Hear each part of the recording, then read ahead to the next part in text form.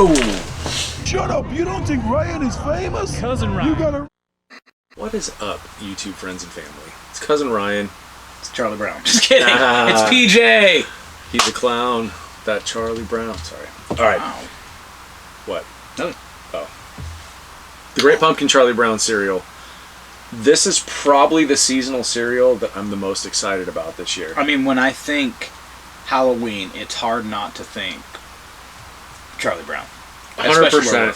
Where we're from Sonoma County, where Charles Schultz was the man. Yeah, like Snoopy is our official mascot. That's I right. mean, straight up. I saw this. You know how I found out about this? Shout out to Dinosaur Dracula. If you're not following him on social media, That guy's always rock solid. Seriously, check him out.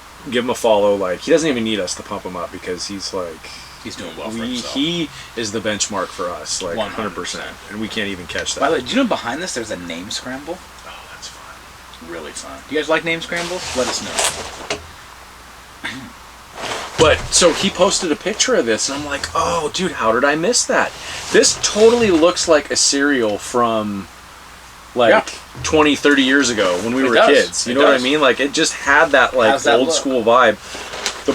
I don't think the box he had to get a free month of Apple TV, and maybe it did, and I was just so enamored with the artwork thinking, oh, dude, I don't remember that as a kid. That this is so good. I didn't, but such a good cover. Amazing. All right. It makes me want to put on a sweater.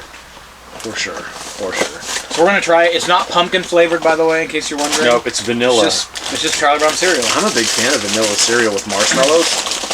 Me too. I think vanilla ice cream is the base for anything good. By the way, too. It smells good. Oh. And I know we've said before, We'll have to see. things smell good, they don't taste good. No matter what, our love for Charlie Brown does not change. It looks like green and orange kicks. There are orange marshmallows in there. Okay. That sort of blend in with I can see the 'em. orange cereal pieces. I can see them.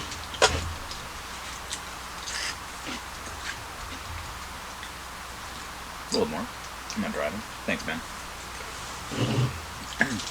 Oh, I do. I see the little marshmallows in there.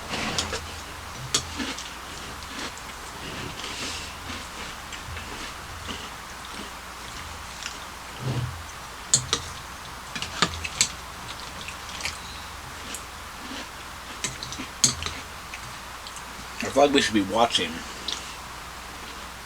The Great Pumpkin.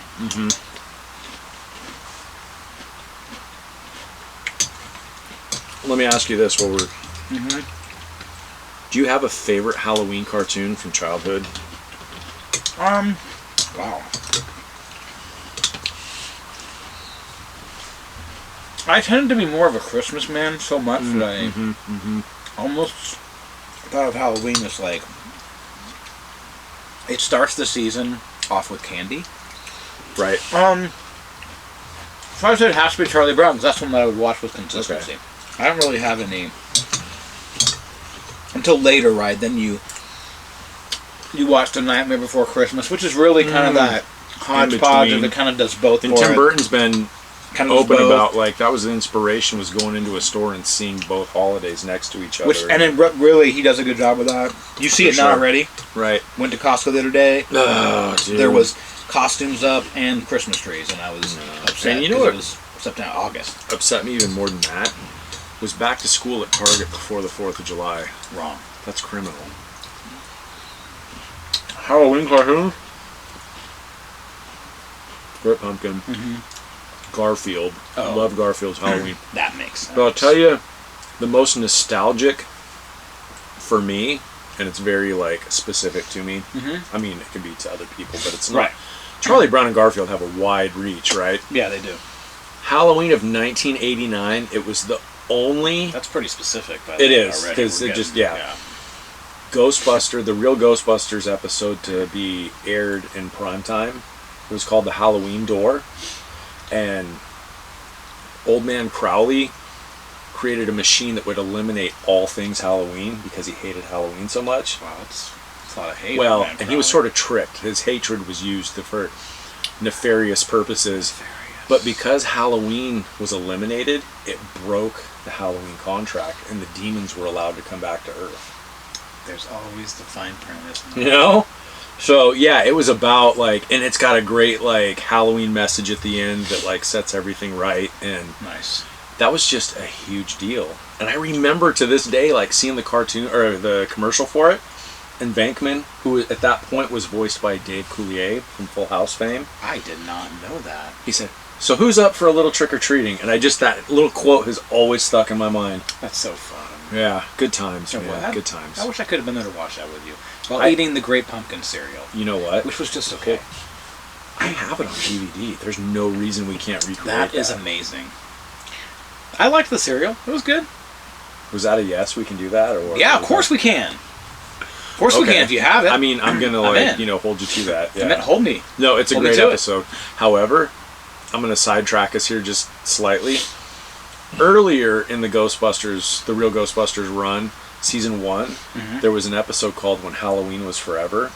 And Sam Hain, who was the spirit of Halloween, he was like a pumpkin head and had almost like a Grim Reaper cloak, kind of. It was purple instead of black. But his whole purpose, he was freed from his prison and he was going to make Halloween last forever. It's one of the best, like, it's probably a better episode. I feel like the Halloween Door missed an opportunity to bring Sam Hain back for one final showdown.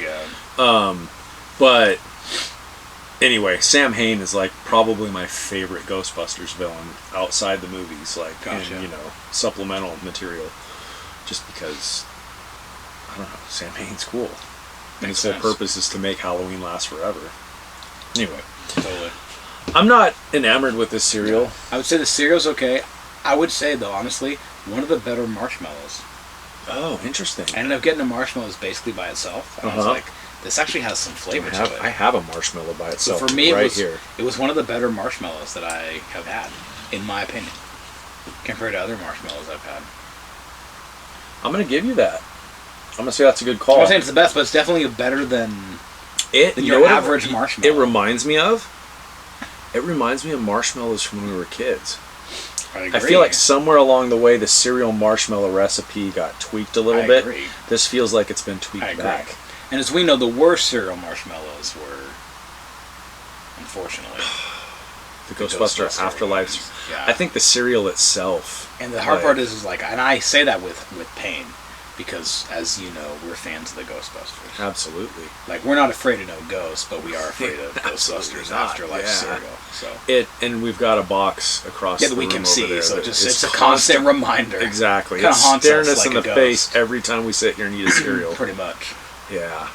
And there's also a stack of them over there. Because you couldn't have just one box, and it turns out the cereal sucks. So we got some Ghostbuster cereal boxes. That's amazing. That's amazing. Yeah. Okay. Well, I give it a shot. Yeah, I agree. Because I can see, like I said, I'm not thrilled with it, but that doesn't mean you wouldn't be thrilled with it. And this is one that, even if it's not the best, for nostalgia, you should eat this one. Absolutely. Yeah. You got to support our guy Charlie Brown. Definitely. I agree. I have nothing else. I don't either. Until next time, be excellent to each other.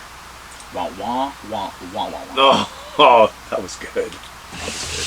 I did get the free trial of Apple TV off of there.